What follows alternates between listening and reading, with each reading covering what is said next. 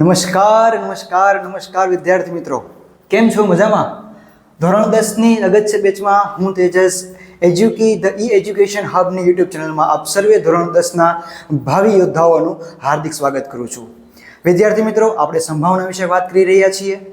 કદાચ તમે આગળના વિડીયો ન જોયા હોય તો એ વિડીયોનું પ્લેલિસ્ટની લિંક તમને નીચે ડિસ્ક્રિપ્શનમાં આપેલી છે, તો ત્યાંથી જઈને પહેલાં શરૂઆતના વિડીયો જુઓ તો તમને આમાં ભણવાની મજા આવશે. બરાબર છે? તો આજનું સેશન શરૂ કરીએ. આપણે શું ભણ્યા ત્યાં અત્યાર સુધી? તો કે આપણે અત્યાર સુધી ભણેલા છીએ પત્તાની રમત. જોયું છે 52 પત્તા, બરાબર ને? એકો, દૂડી, તીડી, દસો, ગુલ્લો, રાણી, બાદશાહ વગેરે વગેરેને સંભાવનાઓ આપણે ગણવાની છે આવનારા લેક્ચરની અંદર. તો પત્તાની રમત શું છે એની ચર્ચા આપણે કરી ચૂક્યા છીએ. આ ઉપરાંત કેલેન્ડરની સંભાવના વિશે આપણે ચર્ચાઓ શરૂ કરેલી.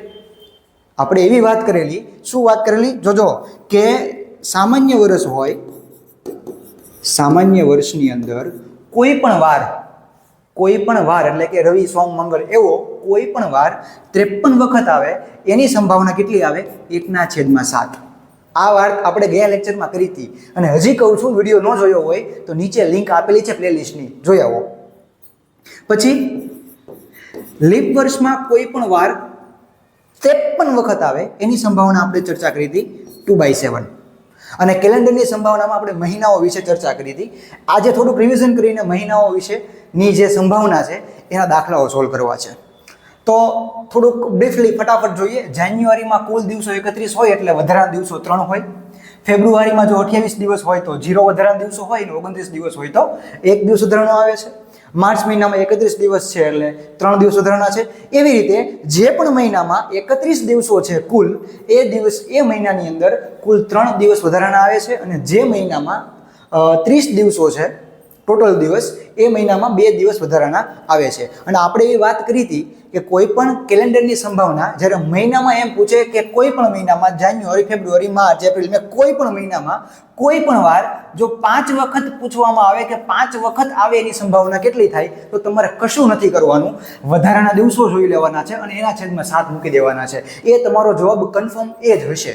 પણ હું કહું છું કોઈ પણ વાર કેટલી વખત પૂછે? 5 વખત પૂછે તો જ. પછી 4 વખતની સંભાવના પૂછે ને તમે આ લખશો તો ખોટું પડશે.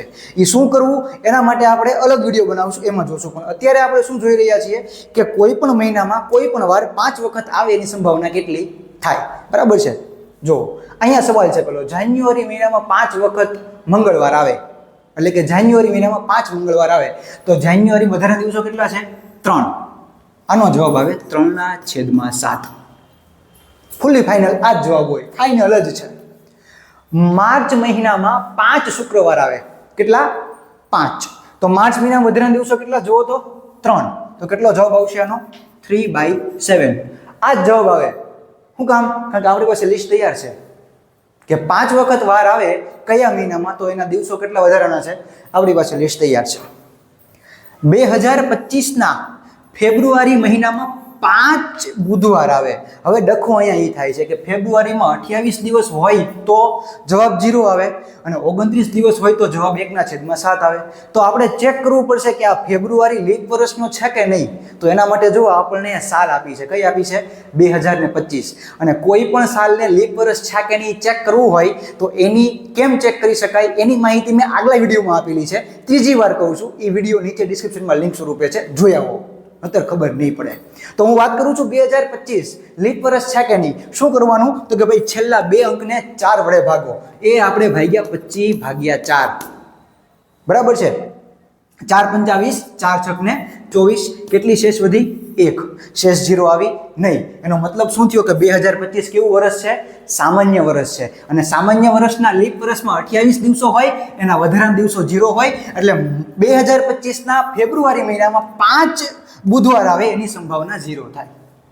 છેદમાં 7 લખો તો ઇસ્યુ નથી, પણ 0/7 0 થવાનું છે, એટલા માટે આપણે છેદમાં 7 લખતા નથી.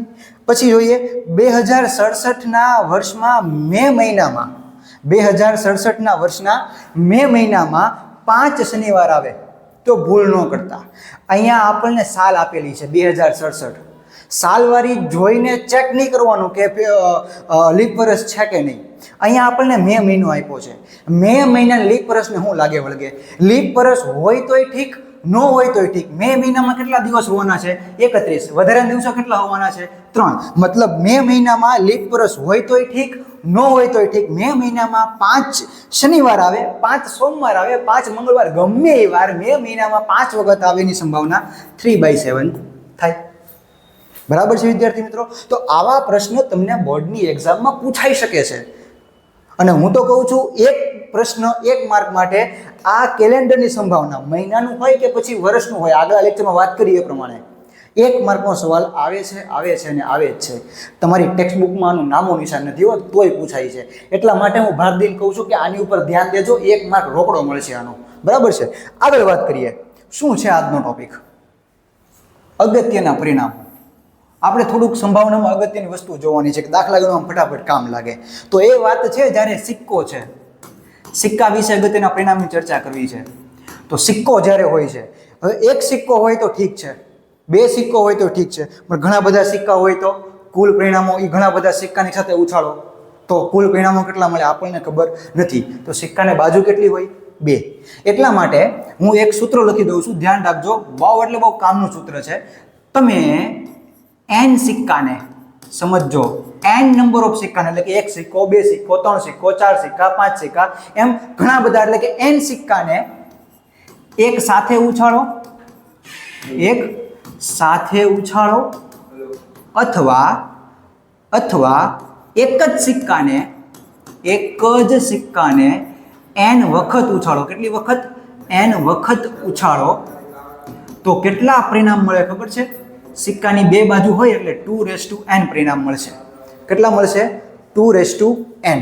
જો કઈ રીતે કે ભાઈ દાખલા તરીકે મારી પાસે એક સિક્કો છે, એક સિક્કો ઉછાળતા તો કેટલા પરિણામ મળે? 2:1. 2:1 એટલે કેટલા થાય? 2.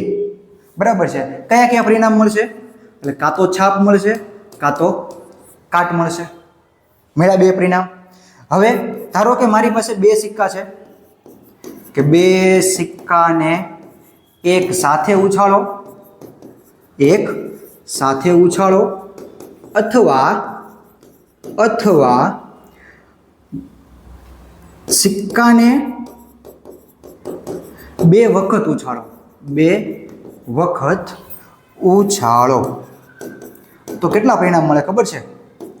સિક્કાની 2 બાજુ કેટલા સિક્કા કીધા? n સિક્કા, એટલે n એટલે કેટલો છે? અહીંયા 2 સિક્કા છે એટલે આપણે 2n મૂકીએ એટલે કે 2 ની 2 ઘાત કેટલા પરિણામ મળે? 4. જો કયા કયા મળે? પોસિબિલિટી એવી છે કે બંને સિક્કા ઉપર છાપ મળે. બીજી પોસિબિલિટી એવી છે કે પહેલા સિક્કા ઉપર છાપ મળે, બીજા સિક્કા ઉપર કાટ મળે. ત્રીજી પોસિબિલિટી શું છે? તો કે પહેલા સિક્કા ઉપર કાટ મળે અને બીજા સિક્કા ઉપર છાપ મળે, અથવા બંને સિક્કા ઉપર શું મળે? કાટ મળે. તો જ્યારે 2 સિક્કાને એક સાથે ઉછાળો અથવા એક જ સિક્કાને 2 વખત ઉછાળો તો કુલ 4 પરિણામ મળે. કયા કયા મળે? HH, HT, TH, TT. બરાબર છે? થોડીક આગળ ચર્ચા કરીએ. શું આગળ ચર્ચા કરવી છે? કે જ્યારે 3 સિક્કાને, સમજો, જ્યારે 3 સિક્કાને શું કરવાનું છે? આપણે એક સાથે ઉછાળવાના છે, અથવા 3 સિક્કાને એક સાથે ઉછાળવાના છે, અથવા એક સિક્કાને કેટલી વાર ઉછાળવાનો છે? 3 વખત ઉછાળવાનો છે.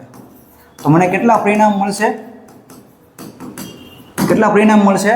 તો કે ભાઈ 2:3. કેટલા પરિણામ મળશે? 8. કેટલા મળશે? 8. કયા કયા? ધ્યાનથી જોજો. કયા?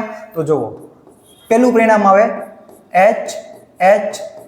એનો મતલબ શું થયો? કે પહેલા સિક્કા ઉપર છાપ આવે, બીજા સિક્કા ઉપર છાપ આવે, ત્રીજા સિક્કા ઉપર છાપ આવે. આ એક શક્યતા. બીજી શક્યતા શું? તો કે પહેલા સિક્કા ઉપર છાપ આવે, બીજા સિક્કા ઉપર છાપ આવે, ત્રીજા સિક્કા ઉપર કાંટો આવે. આ સેકન્ડ શક્યતા. પછી ત્રીજી શક્યતા સાહેબ કે ભાઈ પહેલા સિક્કા ઉપર છાપ આવે, બીજા સિક્કા ઉપર કાંટ આવે, અથવા ત્રીજા સિક્કા ઉપર છાપ આવે. ચોથી શક્યતા એવી થાય કે પહેલા સિક્કા ઉપર કાંટ આવે અને પછીના 2 સિક્કા ઉપર છાપ આવે. એવી જ રીતે પાંચમી શક્યતા આપણે એ દર્શાવી શકીએ કે 3 સિક્કા ઉપર કાંટો આવે, અથવા પ્રથમ બે સિક્કા ઉપર છાપ અને ત્રીજા સિક્કા પ્રથમ બે સિક્કા ઉપર કાટ અને ત્રીજા સિક્કા ઉપર છાપ મળે, અથવા સાતમી શક્યતા આવી થાય કે પહેલા સિક્કા ઉપર કાટ મળે, બીજા સિક્કા ઉપર છાપ મળે અને ત્રીજા સિક્કા ઉપર પણ પાછું શું મળે? કાટ મળે.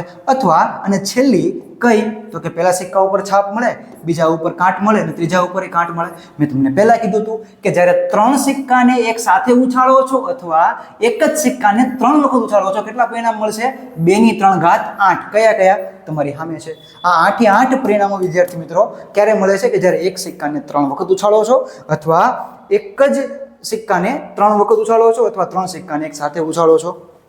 બરાબર છે. આપણે સિક્કા વિશે વાત કરી. કઈ વાત કરી? એકવાર ફટાફટ જોઈ લઈએ કે n સિક્કાને એક સાથે ઉછાળો અથવા એક સિક્કાને n વખત ઉછાળો તો 2n પરિણામ મળે. એક જ સિક્કો હોય તો 2 પરિણામ મળે, HT. 2 સિક્કાને એક સાથે ઉછાળો અથવા સિક્કાને 2 વખત ઉછાળો, ફરીવાર 2 સિક્કાને એક સાથે ઉછાળો અથવા સિક્કાને 2 વખત ઉછાળો તો કેટલા મળશે? 2 4 પરિણામ મળશે. તમારી સામે લખેલા છે. એવી જ રીતે 3 સિક્કાને એક સાથે ઉછાળો અથવા એક સિક્કાને 3 વખત ઉછાળો તો કેટલા પરિણામ મળશે? 2⁻³ એટલે કે 2⁻8 અને 8 પરિણામ મેં તમારી સમક્ષ રજૂ કરેલા છે. એવી જ રીતે આપણે પાસાની ચર્ચા કરવાની છે. કોની? પાસાની. પાસો, ડાઈસ, સાતરી રમવા વાપરો ને તમે, એ પાસો. કેટલા પરિણામ હોય એમાં? 6 પરિણામ. એટલે કે એની કેટલી બાજુ હોય? 6 બાજુ હોય. તો ધ્યાન રાખજો, પાસાને n વખત ઉછાળવાનો છે, n વખત ઉછાળતા અથવા n પાસાને કેટલા ભાઈ? 1 પાસો, 2 પાસા, 3 પાસા, 4 પાસા, એમ n પાસાને એક સાથે ઉછાળો તો કેટલા પરિણામ મળે ખબર છે? પાસાને કેટલી બાજુ હોય? 6. તો 6n. જોઈએ હું શું કહેવા માંગુ છું. દાખલા તરીકે મારી પાસે એક પાસો છે, હું એક પાસાને ઉછાળું છું. સંભાવના શરૂ થયું ત્યારથી આપણે એક પાસો ઉછાળતા આવીએ. કેટલા પરિણામ મળે? તો કે ભાઈ 6⁻1. n બરાબર 1 છે કારણ કે એક વાર ઉછાળીએ છીએ. તો કેટલા પરિણામ મળે? 6. કયા મળે? જો કાં તો 1 મળે, કાં તો 2 મળે, કાં તો 3 મળે, કાં તો 4, કાં તો 5 અને કાં તો 6. બરાબર છે. Very good. તમને આવડી ગયું છે હવે. પણ જો બે પાસાને એક સાથે ઉછાળું અથવા એક પાસાને 2 વખત ઉછાળું તો મને કેટલા પરિણામ મળશે? 6⁻2. કેટલા? 6⁻2 એટલે કેટલા? 36 પરિણામ મળશે. બાપ રે બાપ, 36 પરિણામ. જો કયા? શાંતિથી સમજો. આ પ્રોબ્લેમ બોર્ડની પરીક્ષામાં પૂછાય છે, પછી આપણને આવડતો નથી. પ્રોબ્લેમ એ છે, પ્રોબ્લેમમાં જ પ્રોબ્લેમ થાય છે કે નથી આવડતો. શું કરશું? જો કયા પ્રશ્ન છે કે ભાઈ 36 પરિણામો મળશે. કયા મળશે? પહેલી શક્યતા કે પહેલા પાસા ઉપર 1 મળે, બીજા પાસા ઉપર 1 મળે. થઈ શકે ને આવું કે નહીં થાય? થઈ શકે ને. તો પહેલા પાસા ઉપર 1, બીજા પાસા ઉપર 1, પછી પહેલા પાસા ઉપર 1, બીજા પાસા ઉપર 2. એવી રીતે આપણે કરતા જઈએ તો આપણને કેટલી બી શક્યતાઓ મળશે. જો પહેલા પાસા ઉપર 1, બીજા ઉપર 3, પહેલા ઉપર 1, બીજા ઉપર 4, પહેલા ઉપર 1, બીજા ઉપર 5, પહેલા ઉપર 1, બીજા ઉપર 6. એવી રીતે પહેલા ઉપર 2, બીજા ઉપર 1, પછી 2, પછી 2, 3, 2, 4,